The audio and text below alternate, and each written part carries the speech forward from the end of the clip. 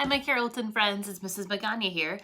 For today's project, we were talking previously about this guy, our onomatopoeia word, which is basically a way a word sounds almost like it is.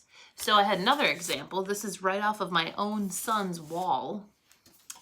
Wham! So he loves superheroes, and so this is kind of where these stem from in comic book strips where you have that really bolded outline. This one happens to be primary colored, and then my sample is actually secondary colored.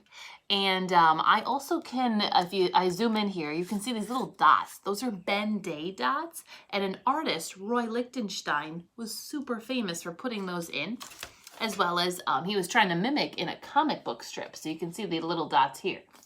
So let's get started.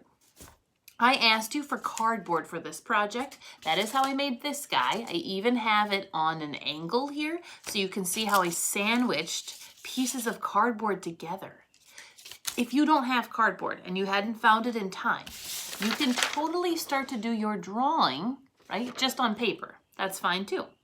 And I think the same point would get across. So, cardboard.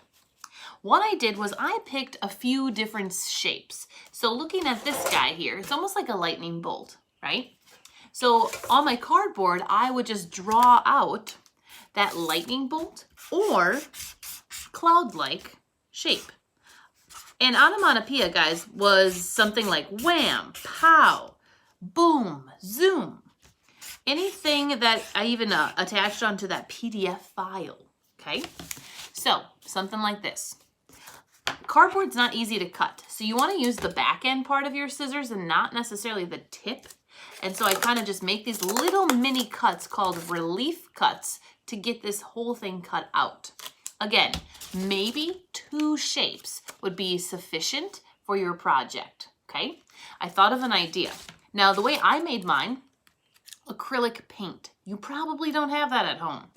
So, who's to say you couldn't just put a piece of paper right onto your cardboard? This would make it so easy for you to color right on top of that paper, especially if it's white, right? How easy is that? Then it's not like I'm coloring on top of my cardboard. That's really hard to see, okay? So I've got that white, yellow on top, or whichever colors you prefer. I'm not saying you had to do primary or secondary, but definitely think about which colors you choose before you choose them. Now let's pretend we are on that lettering stage. Okay, I'm gonna hold up my paper example, which is something you could also do. You don't have to make it with cardboard. I drew out in bubble letters, okay, you can see that, how I wanted this to look.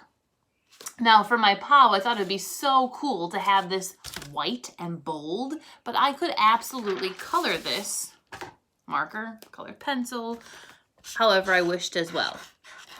The whole point of this project is to sort of have fun illustrating the way your word would sound.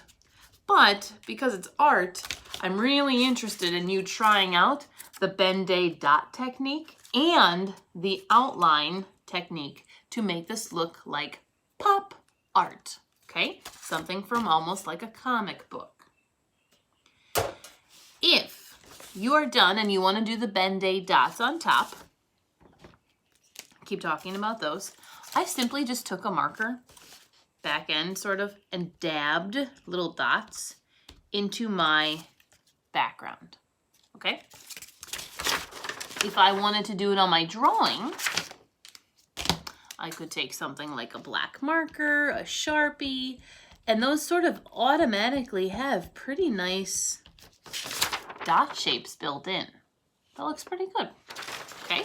So we're talking about bubble letters, onomatopoeia, and sort of how to stack these if you're doing cardboard.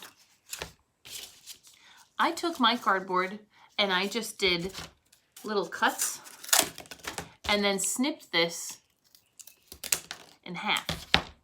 So with these 3 pieces, if I have the cardboard one, I prefer to use a glue gun.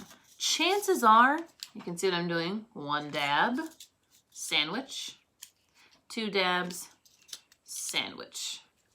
You might not have a glue gun. no worries.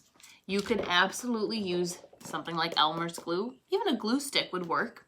I might not stack any more than 2 or 3 pieces together to make this pop off the surface. Make sense? So, you know, a little goes a long way. And this does give this illusion to this. Now, why did I put these little goofy guys? I thought the word pow, I wanted it to kind of explode. And so I added little strips and then painted those black. Even if you had a black marker to color cardboard would look okay with just doing it right on the surface. But again, remember my trick. I coated the cardboard before I cut it with a little bit of glue, this kind, then white paper, and then I'm coloring on top. Okay, if you have paint like Mrs. Magana, I just made this all out of cardboard, then painted on the surface. Okay, and again, my third option, I always have many options. You could just do a drawing, and that would be fine too. Take a picture for me for Seesaw so I can see your product. I'm looking for your onomatopoeia. Most likely it is outlined and bubble lettered, right? So that's still a little surface you could color or paint on top of. And I'm looking for layers. Even if it's just different designs on your paper like this, that's okay. That will work. And then think about your color scheme. What color choices do you have? Is it primary? Because this just really reads like a comic, doesn't it? Or are you just having a little more fun making this into something like the secondary color scheme? All right, that is your lesson for this week. I don't even mind if you carry it on into next week. I'll leave it up a little bit for you because I understand you might be working kind of hard on these, okay? Have fun, guys. I miss you.